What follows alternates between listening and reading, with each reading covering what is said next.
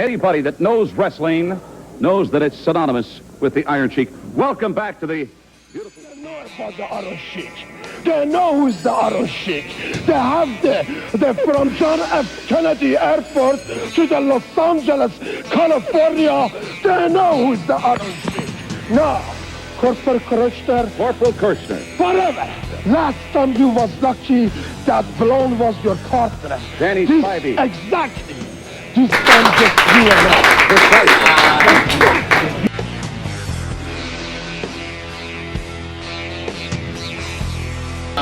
Unfortunate news off the top. You will notice there are only 3 authors here. Rich Cohen got COVID. I had been told it was gone, so I don't know. His book is When the Game Was War. He claims 1987-88 is the greatest NBA season of all time. There's probably 4 of us in here who actually remember it. I had in the chamber, I was going to say, finally, I'm not the oldest person on the panel. That remains to not have happened yet. Fanatic, but that's what happened. Of course, it wasn't just any game. It was Game 6 of the 1988 NBA Finals. I was 19 years old. I should add real quick, Rich Cohen, even though he's lived on the East Coast since he got out of college, is diehard Chicago. He's a Chicago suburb guy, so all Chicago.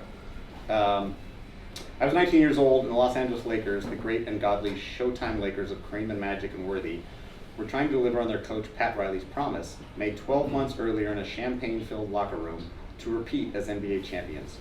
It was looking like Riley was about to make a fool of himself. By Game 6, the Detroit Pistons, the so-called bad boys made up of Isaiah, Lambeer, and Rodman, were threatening to spoil the Lakers' dreams of a repeat.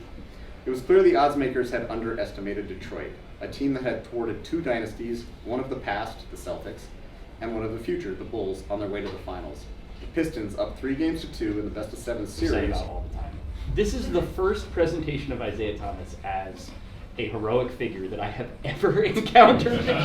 Like, even in sports writing from the period, people talked about them the way that, like, you might write about guys you're scared of and don't like, I guess. I don't know. Bullies. And yet, like, he himself was not. He was this little angelic guy. Angelic looking. Look, if you're an 86ers fan, there's 2 fucking teams you hate, the Lakers and the Celtics. Sixers aren't doing well. Hey, here's a team that's punching him in the face. I'm in. So was that, like... And there are some, I got some very angry strangers writing things online about me because of that in the first book, especially. Like, how dare you show up at Rance Mullenix's home? Well, there's that, like, weirdly protective of Carlton Fisk. And, like, yeah. Right. How many like nephews does Carlton Fisk have? Right? Yeah. They're like going on Amazon and defending him, but also the gag there being that Carlton Fisk would not talk. He wasn't like mean to you. He just didn't talk to you. Well, no, and then I gave him my autograph. Yeah. Iron Shiek becomes the champion the day after Christmas in 1983. So I knew when I started this book, like, you'll never get a MacGuffin or a narrative device as elegant as the wax pack. But that's pretty good, though. Don't even try. Like, it's perfect. Those are good. But I wanted to have some central theme some device I could use to structure the book. So I thought, okay, well, it's going to have the Iron Shiek as the star. But how else can I tie other people in from that era? And I was, okay, well, people that were on the card when he became the champion. And then I had to throw in Hulk Hogan because you can't tell this story without him, and Vince McMahon for the same reason. So. We're not going to on Vince. Is there a year of wrestling that's considered the best? Oh, yeah. Rich Cohen's next book. The greatest year. The collaboration that could have been. Like sticking had 80s. Yeah. Well, I think people. So. I don't know if I can I say what book you're writing, Keith, or is that a secret? Yeah, you can say it. I'll be done this weekend. Okay. So 1980, so Keith's writing a book about WrestleMania 3. In 1987, to me that's kind of the peak. That's the show in the Pontiac Silverdome, Andre the Giant versus Hulk Hogan for the championship. We think probably 80,000 people, not 93,000. So that to me is kind of the peak of Hulkamania and that era. And then after that, Hulk thought he was going to be The Rock before The Rock was a thing, and went off to do movies and had to come back. And Keith ended up writing a wonderful biography of the Iron Shiek that sadly never got the light of day, and we don't know exactly why, but he did all that. So there was 2 versions. Right. One while he was still on crack, and one post crack.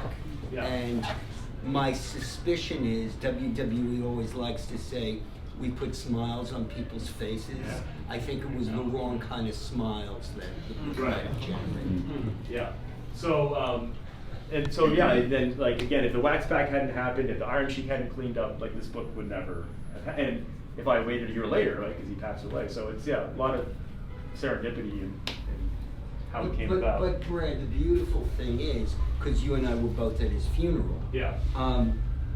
The last couple of years of his life, he was an attentive grandfather Yeah. and a good family man.